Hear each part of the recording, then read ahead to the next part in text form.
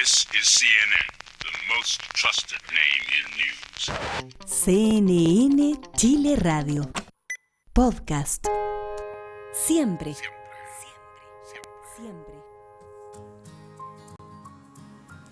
¿Qué tal? ¿Cómo están? Bienvenidos. En Chile hay personas que le ponen sentido de urgencia a los dolores de nuestro país y el bienestar de la niñez es uno de ellos, al igual que de otros grupos rezagados. Estos líderes buscan transformar realidades, construyen comunidades y escriben el futuro de Chile desde la causa que abrazan. Voces que Impactan es un ciclo de entrevistas que te invita a conocer las historias de quienes lideran el cambio social en Chile hoy. Cada episodio una conversación íntima con los protagonistas de la red de impacto de Fundación Colunga, en que puedes descubrir cómo se forja el liderazgo auténtico, movido como un propósito y cómo la innovación y la acción colectiva pueden generar transformación. Una idea comprometida con el bien común puede transformar literalmente miles de vidas, porque el verdadero liderazgo no se trata de cargos ni de títulos. Se trata de movilizar los cambios. Voces que Impactan, impulsa la Fundación Colunga acá en CNN Chile Radio Podcast. Saludamos a nuestra invitada de esta sesión, Catalina Litín, es directora ejecutiva de la Fundación Nacional para la Superación de la Pobreza e integrante de la Red de Impacto Colunga. ¿Cómo estás, Catalina? Bienvenida. Muy feliz de estar contigo en este lugar y después de que la vida nos va dando vuelta y nos vuelve a encontrar. Así es. Trabajamos en una ONG de Derechos de Infantos Juveniles con la Cata hace hartos años. Nuestros inicios, ¿no? En nuestros inicios. Y siempre vinculado, como decimos, Catalina, a, por una parte, el bienestar de la niñez, o en tu caso, de los grupos de la población que están atravesando una situación de pobreza, ¿cierto? Tú trabajas con las comunidades que presentan los mayores índices de exclusión social. Cuéntanos en qué consiste específicamente el trabajo de la Fundación, que es una institución que ya forma parte de nuestro panorama institucional. Así es, estamos en nuestras 3 décadas, cumpliendo 30 años, hace no tantos que yo estoy a la cabeza de la institución y quizás si tuviese como que resumir, lo que hacemos es distribuir capital profesional. Llevamos jóvenes profesionales, técnicos muy jóvenes, con poca experiencia laboral, a vivir durante 1 año o 2 a las comunidades con los mayores índices de pobreza y vulneración de rezago. ¿Este es el Servicio País? Este es el Servicio País. ¿Y se sigue llamando igual y sigue siendo más o menos lo mismo? Así es. Pero obviamente un programa que va adaptándose también al país, ya a las manifestaciones de pobreza que van surgiendo en el camino, porque no es un problema estable o súper estructurado, es un fenómeno que va cambiando y que va adquiriendo distintas manifestaciones también en los contextos históricos y económicos que va develando el país. ¿Y cuáles son las características de la pobreza hoy en Chile? Hoy la pobreza es multidimensional, eso ya además podemos medirlo de esa manera, es decir, no solo tiene que ver con esta idea más clásica del tener y del ingreso monetario, de la plata que llega al hogar, tiene que ver con las carencias que se dan en distintos ámbitos de desarrollo del ser humano, la educación, la salud, la vivienda, la cohesión o el habitar un barrio.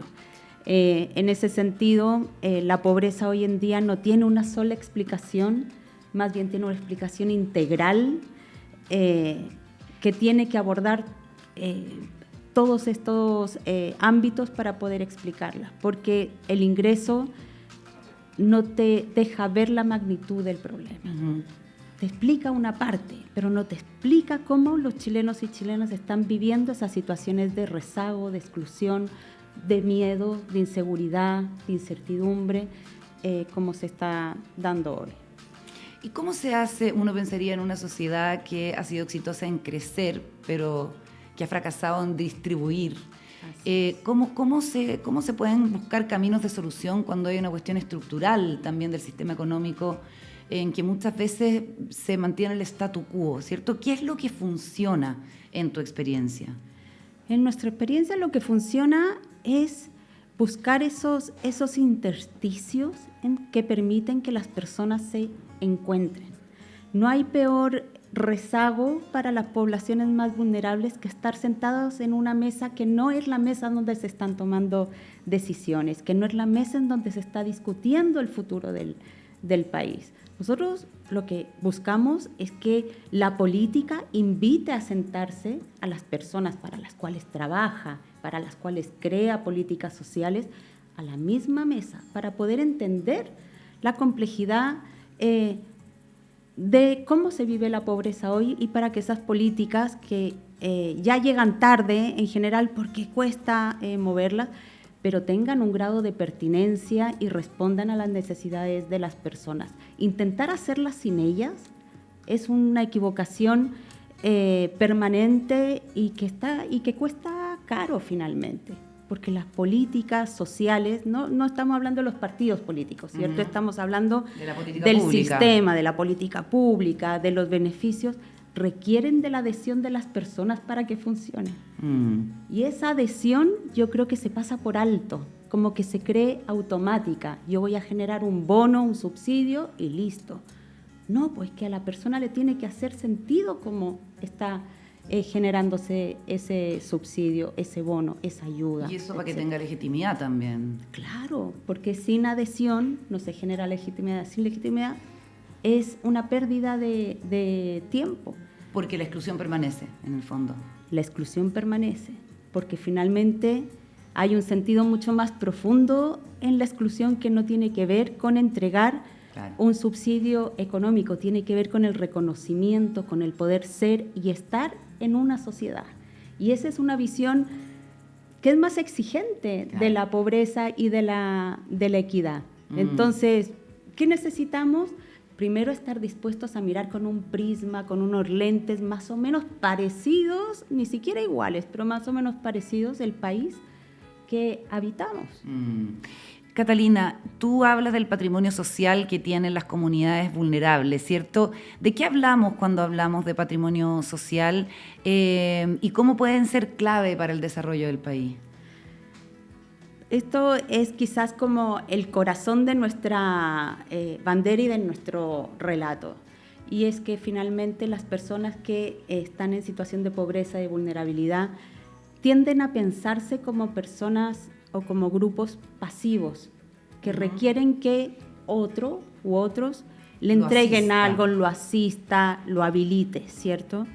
Y sin embargo, lo que uno ve a lo largo y ancho del país, nosotros estamos en cerca de 100 comunas de estas características a lo largo del país, es que tú ves comunidades y organizaciones comunitarias muy activas, con mucho conocimiento, con muchos recursos, que tienen mucho que poner a disposición de las soluciones que están enfrentando. Son los guardianes de las semillas, son los guardianes del patrimonio biocultural, son los guardianes de esas tradiciones que son más que una fiesta costumbrista que uno puede experimentar anecdóticamente en el verano. Es que están ahí todo el tiempo y están en perfecta soledad, están en perfecto abandono, no solo desde el Estado, también desde el sector privado, también desde un sector de la sociedad que decide mirar a ese mundo de vez en cuando, pero no todo el tiempo. Entonces, tú vas al aeropuerto, por ejemplo, si tienes la posibilidad de viajar, y vas a ver que todas las fotografías, toda la publicidad de Chile al mundo está lleno de este patrimonio que está en manos al mismo tiempo de personas que habitan los territorios con los índices más altos de pobreza por ingreso, multidimensional o la que le quieras poner. ¿Cómo es esto posible? Es paradojal. ¿Cómo es posible que no lo pongamos realmente al servicio del desarrollo del país si efectivamente forma parte del desarrollo del país? Correcto. Cata, ustedes movilizan anualmente a 300 profesionales y 1.000 voluntarios a distintos puntos del país donde hay más necesidades. ¿Cuál es el impacto que generan esas comunidades concretamente? Ahí yo creo que podríamos como dividirlo en dos. Uno tiene que ver con la confianza y el vínculo, porque efectivamente no es poca cosa en el Chile de hoy generar espacios de confianza con personas que no conocemos. de ida y vuelta, las comunidades con estos jóvenes y estos jóvenes con esas comunidades. Pero en lo práctico, pragmático, levantan carteras de proyectos que son diseñados, que son postulados, que son adjudicados y que responden a necesidades muy sensibles de la población con la que están trabajando y con protagonismo de las personas en esos procesos. Y eso es lo que hace distinto. No es que llegan y ponen su talento profesional recién adquirido por lo demás para elaborar un proyecto, ¿no? Lo hacen con el concurso de las personas que son las protagonistas finalmente de esos proyectos, en agua potable rural, en infraestructura, en cultura, en los distintos ámbitos que necesitamos todos los seres humanos que pertenecemos a un barrio, a una vecindad, para poder desarrollar la vida. Tú eres parte integrante de la red de impacto que impulsa Fundación Colunga para fortalecer los liderazgos en la sociedad civil. ¿Cuánto te ha servido y ha cambiado tu perspectiva del liderazgo este programa? Sabes que sí, ha cambiado en el sentido de que de pronto esta invitación, debo ser honesta, uno la recibe muy contenta y bien entusiasmada para poder adquirir nuevas herramientas, nuevas cosas, que uno no tiene mucho tiempo. Para ser más competente, qué sé yo, liderar mejor los equipos. Pero el espacio, a mí por lo menos me ha generado mucho más interés por generar liderazgos compartidos. ¿Qué responsabilidad tenemos quienes tenemos la oportunidad de dirigir instituciones y proyectos como estos, de poder levantar una voz común, una articulación que mueva ciertos ejes que van más allá de lo que mi institución hace? La niñez es uno de ellos, por supuesto. Nosotros no trabajamos con foco en la niñez, trabajamos con comunidades donde, por supuesto, hay niños, niñas y adolescentes. Pero qué duda cabe que ese es una frontera, es un proyecto que tenemos que empujar entre todos, independiente de donde estemos. Creo que ese va a terminar siendo el mayor valor de esta apuesta que hace Colunga, efectivamente. Y a propósito de la niñez, ¿cómo impacta una sociedad que se trabaje con los grupos más carentes? Pensando en que, como tú dices, en esas familias hay niños que sufren la pobreza de manera muy cruda, ¿cierto? Las mujeres y los niños son siempre los que se llevan el golpe más fuerte. ¿Cuánto puede cambiar una sociedad si es que se atiende a la infancia vulnerable? O sea, yo creo que el cambio es radical y por eso se requiere de medidas radicales en este ámbito. Porque primero estamos en un momento en el que el país está envejeciendo dramáticamente. Tenemos una población infanto-juvenil que es expulsada de muchos territorios por la política educacional, porque las escuelas, las universidades, etcétera, están en las grandes ciudades. Y no tenemos ninguna política que esté mirando cómo esos niños y esos jóvenes después puedan retornar de nuevo, por ejemplo, a los territorios en donde tenían un bienestar que no tienen en las grandes ciudades, donde tienen que habitar las periferias más empobrecidas muchas veces para poder educarse. El impacto de no estar mirando lo que pasa en el trayecto de vida de esa infancia y no proyectar lo que debiera construir en el futuro, yo creo que es un impacto de vida o muerte, finalmente. Es como un país está hipotecando su futuro a tal punto que no va a tener retorno, así como hay cosas en el cambio climático que no tienen retorno. Creo que la infancia no puede ser mejor ejemplo de una inversión, de una preocupación y de un compromiso sobre el cual hay que poner todo, pero todo lo que sea necesario y esté en nuestras manos para poder revertirlo. Porque la violencia no es más tolerable en ese sector de la población. El abandono y el desarraigo, finalmente el desarraigo no solo de muchos de sus territorios, sino el desarraigo de los procesos de vida que les son proyectados. No puede ser que la educación no los esté educando, que la salud no los esté sanando, que la cultura no los esté acogiendo. Ahí hay algo, hay tanto que hacer en ese sentido, pero creo que no basta con los esfuerzos dispersos que hay hoy. Hay decisiones que tienen que ser más radicales y que tienen que tener una inversión distinta más allá del espectro político al cual pertenezca un gobierno u otro.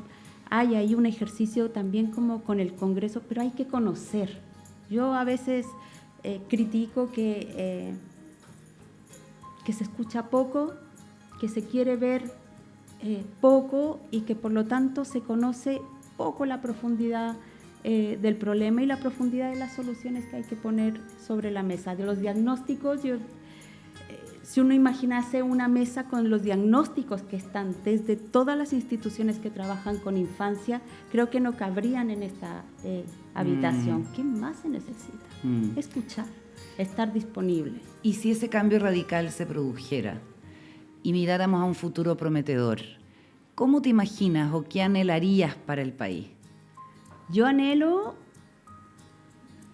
un espacio de encuentro permanente, en donde, más allá de dónde venga y en qué minuto esté, pueda encontrarme con un otro que es distinto a mí y que a lo mejor piensa en una vereda incluso antagónica a mí, y podamos sentarnos y no tirar el mantel de esa mesa en la que estamos sentados. Yo creo que son como conceptos más bien técnicos que a veces no permiten como acercarnos a la dimensión de los problemas, pero la falta de cohesión y la falta de convivencia que todos percibimos, independiente de dónde estemos, esta polarización como latente que nos invade un poquito la vida, tiene que ver con cómo hemos construido nuestra identidad nacional en las últimas décadas, que es de las cuales nos podemos hacer cargo porque son las que hemos vivido. Yo me puedo hacer cargo de unas cuantas. Claro. Para atrás, primero no vivía acá, entonces tampoco me las conozco tan bien, pero creo que la falta de conversación societal, la falta de acuerdo, tiene su explicación en que no somos capaces de estar, en que no tenemos la disponibilidad de sentarnos en la misma mesa que un otro.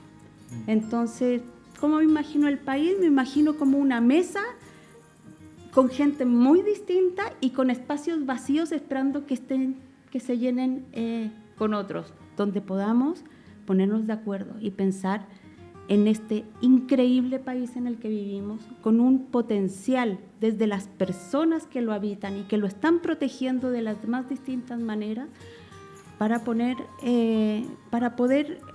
avanzar en un futuro con más cariño, con más cuidado, con más respeto y valorizando y reconociendo en un otro algo tan potente como es la humanidad, como es la vida misma. Muchas gracias, Catalina. Gracias. Mucho éxito. Gracias. This is CNN, the most trusted name in news. CNN Chile Radio. Podcast. Siempre. Siempre.